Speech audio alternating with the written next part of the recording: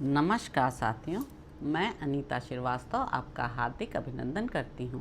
महर्षि वेदव्यास द्वारा रचित महाभारत के 163वें अध्याय में आज का प्रसंग है बकासुर के वध से राक्षसों का भयभीत होकर पलायन और नगर निवासियों की प्रसन्नता। वैशंपायन जी कहते हैं, राजन, पसली की हड्डियों के टूट जाने पर पर्वत के समान विशालकाय बकासुर भयंकर चीत्कार करके प्राण रहित हो गया। जन्मेजय उस चीत्कार से भयभीत हो उस राक्षस के परिवार के लोग अपने सेवकों के साथ घर से बाहर निकल आए। योद्धाओं में श्रेष्ठ बलवान भीमसेन ने उन्हें भय से अचेत देखकर धाड़स बंधाया और उनसे यह शर्त करा ली कि अब से कभी तुम लोग मनुष्यों की हिंसा ना करना। जो हिंसा करेंगे उनका शीघ्र ही इसी प्रकार वध कर दिया जाएगा। भारत भीम की यह बात सुनकर उन राक्षसों ने एवं अस्तु कहकर वह शर्त स्वीकार कर ली। भारत तब से नगर निवासी मनुष्यों ने अपने नगर में राक्षसों को बड़े सौम्य स्वभाव का देखा। तदंतर भीमसेन ने उस राक्षस की लाश उठाकर नगर के दरवाजे पर गिरा दी और स्वयं दूसरों की दृष्टि से अपने को बचाते हुए चले गए। भीमसेन के बल से बकासुर को पछाड़ा एवं मारा गया देख उस राक्षस के कुटुंबी जन भय से व्याकुल हो इधर उधर भाग गए। उस राक्षस को मारने के पश्चात भीमसेन ब्राह्मण के उसी घर में गए तथा वहां उन्होंने राजा युधिष्ठिर से सारा वृत्तांत ठीक ठीक कह सुनाया।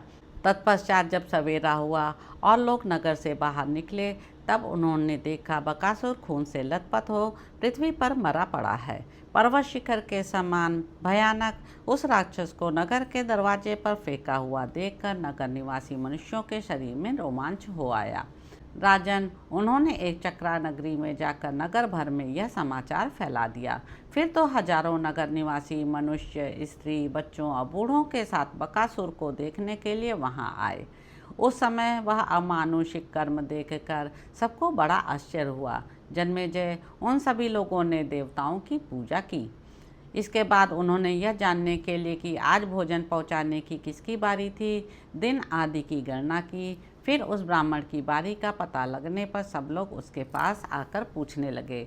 इस प्रकार उसके बार बार पूछने पर उस श्रेष्ठ ब्राह्मण ने पांडवों को गुप्त रखते हुए समस्त नागरिकों से इस प्रकार कहा। कल जब मुझे भोजन पहुंचाने की आज्ञा मिली उस समय मैं अपने बंधुजनों के साथ रो रहा था। इस दशा में मुझे एक विशाल हृदय वाले मंत्र सिद्ध ब्राह्मण ने देखा। देखकर उन श्रेष्ठ ब्राह्मण देवता ने पहले मुझसे संपूर्ण नगर के कष्ट का कारण पूछा। इसके बाद अपनी अलौकिक शक्ति का विश्वास दिलाकर हंसते हुए से कहा, ब्राह्मण, आज मैं स्वयं ही उस दुरात्मा राक्षस के लिए भोजन ले जाऊंगा। उन्होंने यह भी बताया, आपको मेरे लिए भय नहीं करना चाहिए। वह भोजन सामग्री लेकर बकासुर के वन की ओर गए। अवश्य उन्होंने ही यह लोक हितकारी कर्म किया होगा। तब तो वे सब ब्राह्मण, क्षत्रिय, वैश्य और शूद्र आश्चर्यचकित हो आनंद में निमग्न हो गए।